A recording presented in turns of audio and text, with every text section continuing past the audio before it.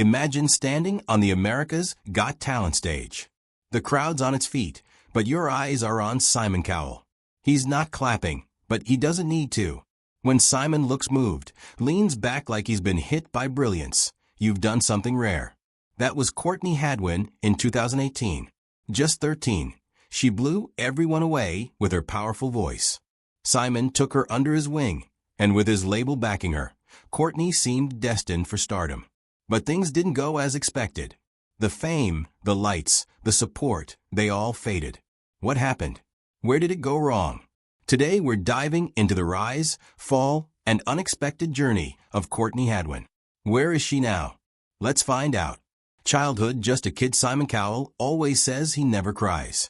He's the tough guy who's built stars, crushed dreams, and done it all without batting an eyelid. But the first time he heard Courtney Hadwin sing, he almost shed a tear. While Courtney's journey on the outside seemed straightforward, the reality couldn't be further from the truth. And it all began with America's Got Talent. But before we jump right into her AGT experience, let's go over Courtney's path to the show. Courtney was born on July 6, 2004, and grew up in Heselden, a small former mining village near Hartlepool in County Durham, in northeast England. She was raised by her parents, Paul and Anne-Marie, alongside her younger siblings Paul and Melissa. Like with many talented young singers, music was woven into Courtney's life early. She began singing at home when she was just a child. And as she grew, she started to dabble in musical theater and then explored her voice through covers. But it wasn't until she watched Connie Talbot on Britain's Got Talent that her dream to sing seriously began. According to Courtney, she started singing properly at around age 9 or 10, and by 11, while attending Heselden Primary School and shortly after enrolling at the Academy at Shotton Hall, she performed during a lunchtime open mic singing Say Something by A Great Big World and Christina Aguilera. That video was uploaded to Facebook and quickly went viral locally. Classmates were surprised by her vocal prowess, and many immediately urged that she explore her soulful power. And she made sure to do what she was told. After all, she loved singing and writing songs. Courtney's granddad would later reveal that she began busking in local spaces to help pay for singing lessons and cover family travel costs. Although she didn't make much, she was able to take lessons at multiple local academies, including Shotton Hall Theatre School, Peanuts Masterclasses, Kateser's School of Music, and Vocal Ovation by Julie Miles. But it wasn't until 2015, when she appeared on Teen Star UK in Newcastle, that she battled in her first notable competition. Here, she reached the grand final with her rendition of Bob Dylan's Make You Feel My Love, gaining early recognition for her distinctive sound. The following year, at age 12, Courtney won Hartlepool's Performer of the Year award and became a finalist in the Beyond the Lights award ceremony. In 2016, she also auditioned for Open Mic UK, delivering a version of Nothing Compares to You as part of her rising presence on local stages. That same summer, she opened for Sister Sledge at the South Tyneside Festival in front of over 18,000 people, a milestone that showed what many began to realize. She was no ordinary local performer. She was a star in the making. Fast forward to the next year, and Courtney was once again appearing on another show. This time around it was The Voice Kids UK. Her audition, a fiery rendition of Tina Turner's Nutbush City Limits, earned her a spot on Danny Jones's team. She moved into the battle round with Dancing in the Street, then into the semi-final singing James Brown's I Got You, I Feel Good, and finished the final with And I Am Telling You I'm Not Going, finishing as a finalist. Throughout these formative years, Courtney earned a reputation for her tireless work ethic.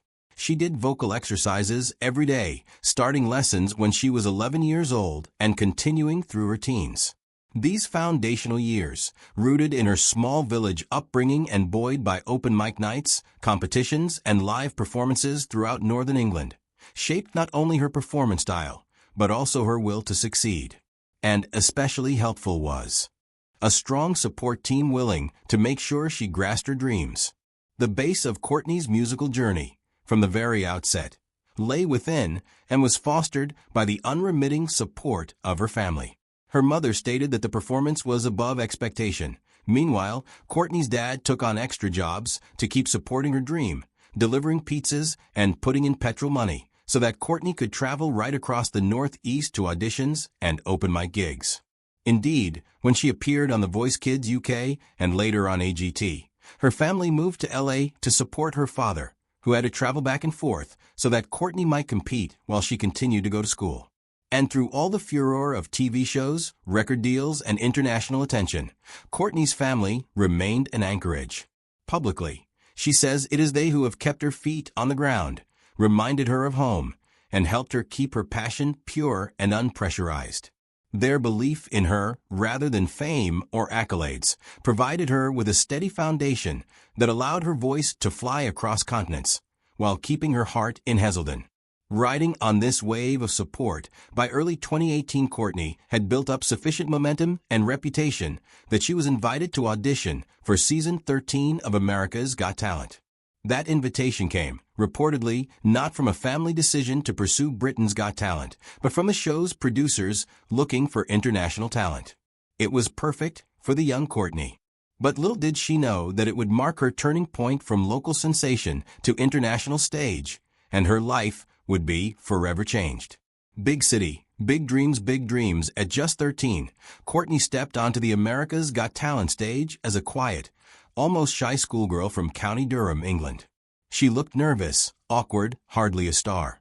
But then, the first notes of Otis Redding's Hard to Handle began, and everything changed. Her voice was one of a kind. Raspy, powerful, older than her years. And as it exploded through the studio, gone was the awkward schoolgirl that had walked through the curtains. In her place was a new Courtney. Wild energy, gritty vocals, full control. Even the audience couldn't keep calm. The big question on all their minds was how a girl this young could possess such a powerful voice. Not even Simon could resist the pull. And as he sat rigid, stunned into silence, his signature poker face cracked, and from his mouth tumbled the words nobody forgot. "You were this shy little thing when you came out. You sing, and you're like a lion." Howie Mandel was the first to react, hitting the golden buzzer and sending Courtney through to the live shows. Then he declared that her voice belonged to a whole different era, and it even reminded him of Janis Joplin, one of the greatest blues, rock vocalists of all time. But Howie wasn't the only one who saw her brilliance. Within hours, her audition video went viral, and by the time Tyra Banks introduced her later on the show, the video had been viewed over 310 million times. Insane, isn't it? By the time the quarterfinals aired, fans around the world were already calling her a generational talent, or even a phenomenon. Singers like her come once in a generation, and ours was lucky to have Courtney. She advanced to the quarterfinals and then to the semifinals, each time delivering electric performances that blurred the line between child and old soul performer. By the finals, she had a worldwide fan base, but in the end, the crown wasn't hers to take home. She placed 6th overall, a result that genuinely surprised many. Still, AGT was her breakthrough. It introduced her to an American audience and gave her a global platform. She later returned to compete on AGT, the champions in 2019, but by then, her trajectory had already shifted. Although it wasn't his golden buzzer that shot her through to the live shows, Simon had something more exciting up his sleeve. Shortly after the 2018 live shows ended, he signed her to his label, Psycho Music, in partnership with Arista. And just like that, 13-year-old Courtney was on her way to becoming a music star. But navigating fame and fortune is easier said than done. And for a 13-year-old, the pressure of the industry soon became too hot to handle. Everyone wanted a piece navigating fame. It was mid-2018, shortly after Courtney walked off that AGT stage under a hail of confetti. The world already had her in its gaze, but the industry wanted more than just a viral moment. They wanted a star. Instant fame followed pretty quickly. Her audition played on talk shows and streamed across news segments around the globe. Headlines called her the next Janis Joplin, the British soul sensation, or even the 13-year-old who sang like a legend. Overnight, she became a household name in America and a fast-rising curiosity back in the UK. Then December rolled around, and with it came the deal that changed Courtney's life. At just 14 years old, Courtney signed a long-term recording and publishing contract with Psycho Music in partnership with Arista Records. In interviews surrounding the announcement, she shared that she felt amazing to be joining the company. Most excited to do original songs and stay true to herself and the music she liked, Courtney described the moment as a dream come true. But she couldn't have been more wrong. 14-year-old Courtney didn't know it at the time, but all that excitement carried a heavy weight. She was still just a teenager, still learning how to breathe on stage. And she was suddenly expected now to deliver chart-ready music, interviews, promotional appearances in a machine built for grown-ups. How could she handle all of these? Backstage that season, Courtney shared how the pressure mounted. She needed to perform, to close the show, to bring energy, not just once, but every week. And even though Howie's support kept her grounded with his cheers fueling her passion further, the nerves threatened to overwhelm her. Behind the cameras, record executives began positioning her as a brand. They pitched her sound, her image, her stage persona. The comparisons to Janis Joplin were compelling, but also a trap. And just like that, Courtney felt torn between the artist she wanted to be and the product she was expected to become. At 14, she entered studio sessions with songwriting teams, producers, and industry managers, all steering her toward a polished pop-soul crossover. Courtney, however, was still finding her voice, literally and artistically. She later described feeling that people around me were telling me what I should sound like and who I should be, and how she lost control of her path as her early teens passed by while she was in studios. It was exhilarating and exhausting.